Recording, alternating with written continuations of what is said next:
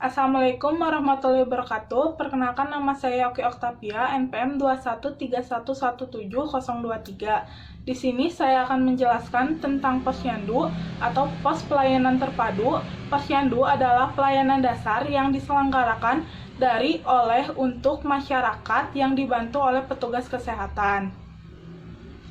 Tujuan Posyandu adalah untuk menurunkan angka kematian ibu dan anak, serta meningkatkan peran serta masyarakat untuk kesehatan. Kegiatan pokok Posyandu itu ada 4, KIA atau Kesehatan Ibu dan Anak, KB, Keluarga Berencana, Imunisasi, dan Gizi. Di sini saya akan menjelaskan 5 meja di Posyandu. Selamat menyaksikan. Meja 1. Pendaftaran. KMS diminta oleh kader, pencatatan identitas sasaran, pengisian KMS baru, meliputi nama anak, tanggal lahir anak, berat badan waktu lahir, panjang badan anak, nama ayah ibu, tanyakan pernah ke Posyandu atau tidak, suruh bawa KMS ke meja 2. Meja 2. Penimbangan, verifikasi nama ayah ibu, verifikasi nama bayi, timbang bayi,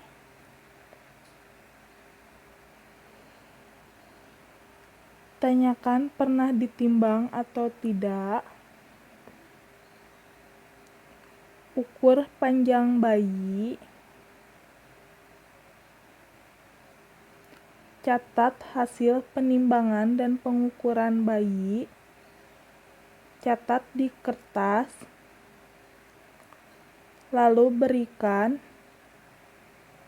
dan arahkan ke meja 3.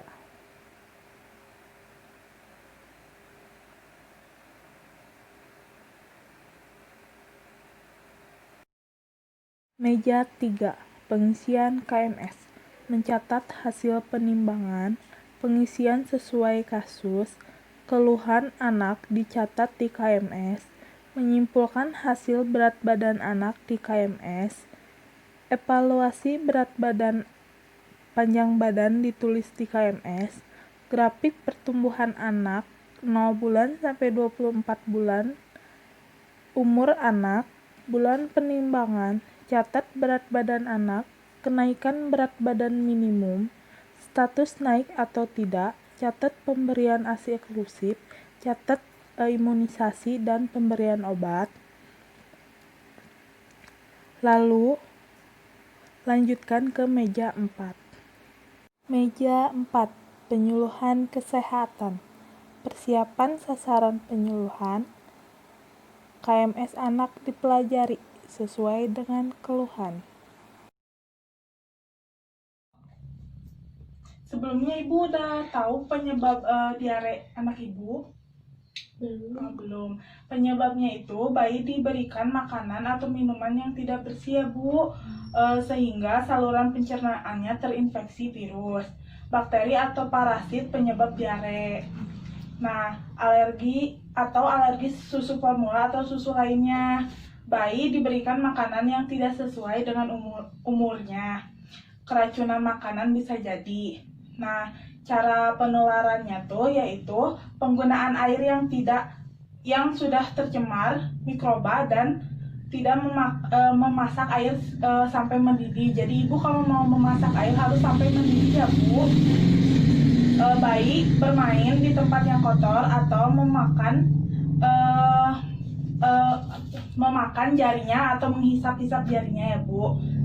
Lalu mencuci alat-alat makanan dan minuman tidak bersih, botol susu tidak direbus atau yang sudah dibersihkan dengan menggunakan air biasa ya Bu. Jadi seharusnya itu menggunakan air yang mendidih.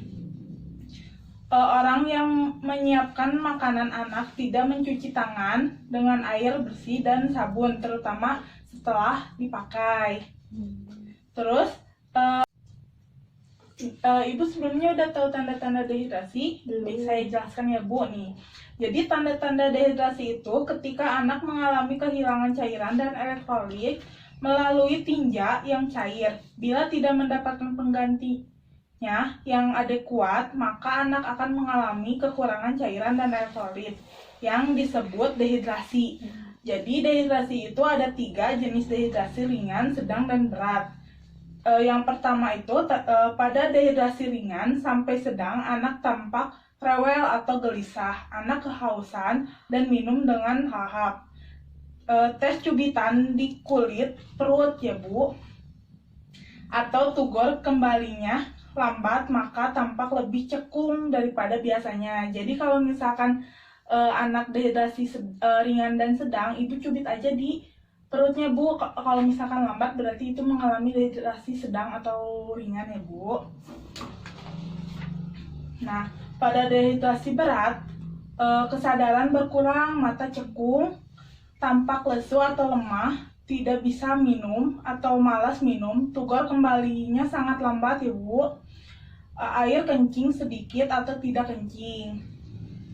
Pada bayi usia kurang dari 12 bulan, ubun-ubunnya tuh ini Bu cekung ke dalam ya Bu. Nah, terus terlihat sangat jelas ya Bu itu cekungnya. Terus cara mencegah diarenya tuh yaitu berikan ASI saja sampai usia 6 bulan. Gak boleh ditambah makanan yang lain-lainnya Bu.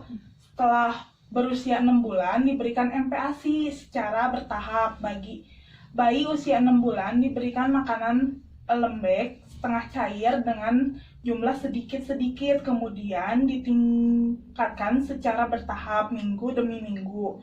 Masak air untuk minum sampai mendidih. Biasakan mencuci tangan, memakai sabun dan air yang mengalir sebelum menyiapkan makanan atau sebelum memegang bayi, setelah BAB, setelah membersihkan bayi.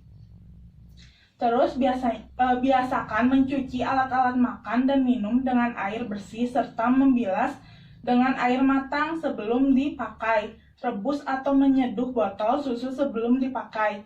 Biasakan BAB di WC atau di jamban. Ya Bu. Terus hindari menghaluskan makanan bayi menggunakan mulut orang tua. Kan kalau misalkan di Sunda adatnya kalau misalkan mau melemaskan makanan tuh dari mulut orang tua langsung ke bayi, itu tidak boleh ya Bu, tidak baik karena itu menyebabkan virus. Nah, tutup makanan dan minuman dan taruh di tempat yang bersih sehingga terhindar dari binatang. Kan banyak tuh kalau misalkan dibiarkan aja makanan di meja, banyak lalat-lalat berkeliaran ya Bu. Jadi harus ditutup dan rapi. Terus hindari memberi makanan yang sudah basi, jadi harus hangat dan fresh gitu Bu, langsung diberikan ya Bu.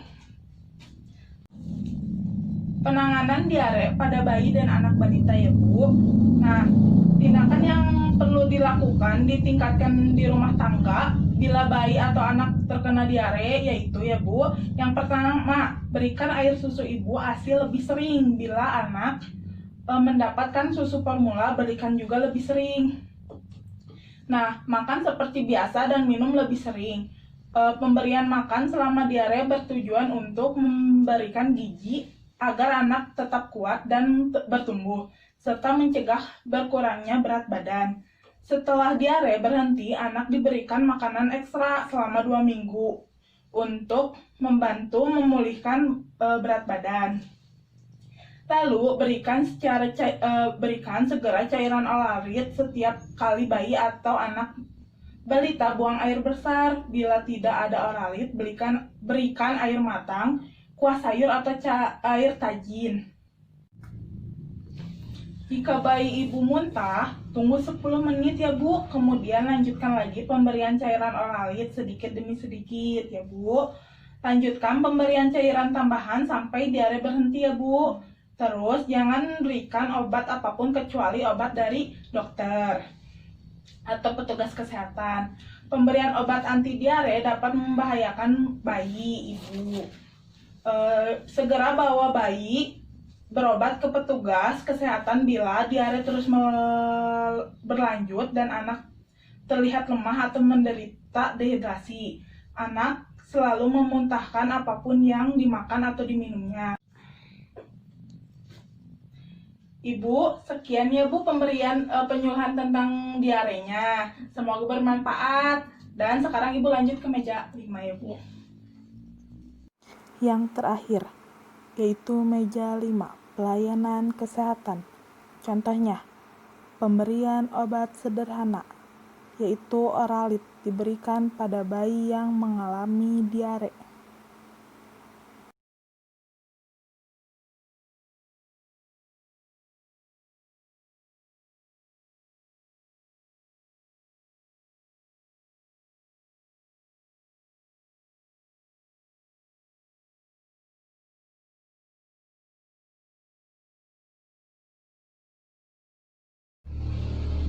Sekian simulasi kelima meja posyandu. Terima kasih.